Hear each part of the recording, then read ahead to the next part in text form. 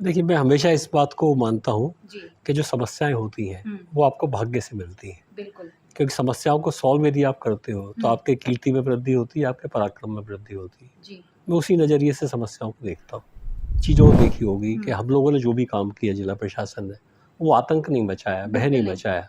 हमने पूरी पारदर्शिता के साथ काम किया। मैं हमेशा अभी भी इस मैं बात को आपको लेके कह रहा हूँ। टोकूँगी। आपने भय वहाँ नहीं मनाया, लेकिन जो मनमानी कर रहे थे ना, वो सहम गए। उसका भय उनको ज़रूर है, वो नहीं होना देखिए, चाहिए। वो उनको होना चाहिए। मैंने हमेशा इस बात को लेके कहा, शुरू से इस बात को लेके कहा जी, कि हम जो भी काम कर रहे हैं, सीखने के लिए कर रहे हैं, सबक लेने के लिए कर रहे हैं। यदि कुछ गलतियाँ हुई हैं, तो गलतियों को सुधारने का मौका देंगे। बिल्कुल। यदि नहीं सुधार पाएँगे, तो फिर दंड के भागी बनेंगे, कुछ हो नहीं सकता।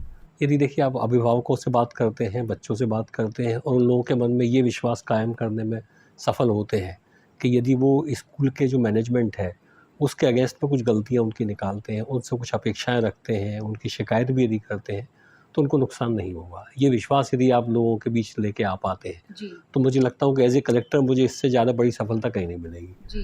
कलेक्टर के पेज से भी एक लाइव प्रोग्राम हम आपके साथ में करें, जिसमें अभिभावक आपकी बातों को सुने, मैसेज करें और इसके साथ ही जो स्कूल प्रबंधन है, वो भी इस प्रोग्राम को देखे, एक बच्चा भी देखे, ताकि वो जो संदेश और वो कनेक्टिविटी है, वो कंटिन्यूटी में रहे। आप यदि ऐसा कोई फ़ेसबुक लाइव या इस टाइप का कोई लाइव प्रोग्राम यदि आप रखते हो, जी, जिसमें पेरेंट्स के साथ और बच्चों के साथ वन टू वन डायरेक्ट बातचीत हो और उनकी समस्याओं को समझने में सहायता मिले, तो मुझे लगता है एक अच्छा प्रयास हो सकता है। मैं स्वागत करूँगा आपकी इस पहल का। जी, और टेंशन तो मुझे कभी नहीं रहा। जी। मैं ईमानदारी की बात करूँ, मुझे कभी टेंशन नहीं रहता। मैं हमेशा इस बात को जब भी काम आता है, जी। टेंशन वाला काम आता है, तो हमेशा मुझे लगता है कि ये कुछ ना कुछ एक अवसर ईश्वर मुझे दे रहा है, हुँ, जिसमें मैं अपनी एक अच्छी इमेज बना सकता हूँ, कुछ ऐसा काम कर सकता हूँ, जिसका डिलीवरी जो है मुझे संतोष देगी। तो वैसा टेंशन मुझे कभी नहीं रहता। चुनाव के दौरान भी नहीं रहता, अभी चुनाव के बाद भी नहीं रहेगा और इतने सालों से नौकरी करते आ रहे हैं, कभी नहीं रहा। आपने देखिए इश्यू तो आपने बिल्कुल सही पकड़े। 2 एक ऐसे इश्यू हैं जो शिक्षा का और स्वास्थ्य का। जी। हॉस्पिटल हैं, स्कूल हैं, कोचिंग क्लासेस हैं। ये हो गया कि स्कूलों में हर स्कूल के बच्चे को कोचिंग क्लास में पढ़ना भी ज़रूरी हो गया। मतलब जितने बच्चे स्कूल जाते हैं, ये दुर्भाग्य आप मानेंगे कि शिक्षा प्राप्त करने के लिए उनको फिर कोचिंग भी जाना पड़ता है। बिल्कुल, फीस देने वहाँ जाते हैं, शिक्षा प्राप्त करने वहाँ जाते हैं। इसीलिए कोचिंग क्लासेस में बहुत भीड़ भी बढ़ रही है। कोई पोस्टिंग ऑर्डर निकला था, उसके आधा घंटे के अंदर मुझे इसमें मेंबर बना लिया गया हुँ, था।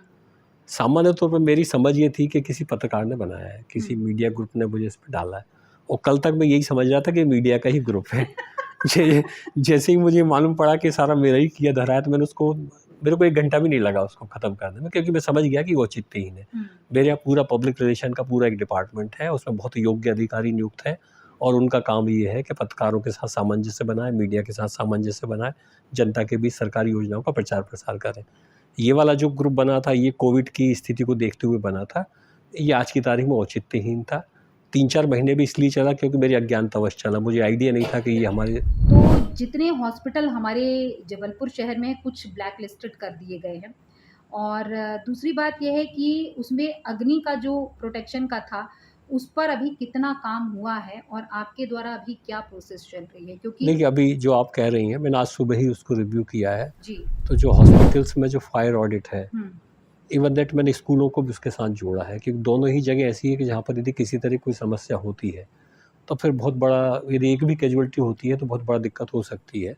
तो मैंने अभी सभी अधिकारियों को इस बात के लिए कहा है कि एजेंसियों को हम चूज़ करें। एजेंसियों को चूज़ करने के बाद हम ना केवल स्कूलों का, बल्कि उनका हम पहले से निदान करके रख लें।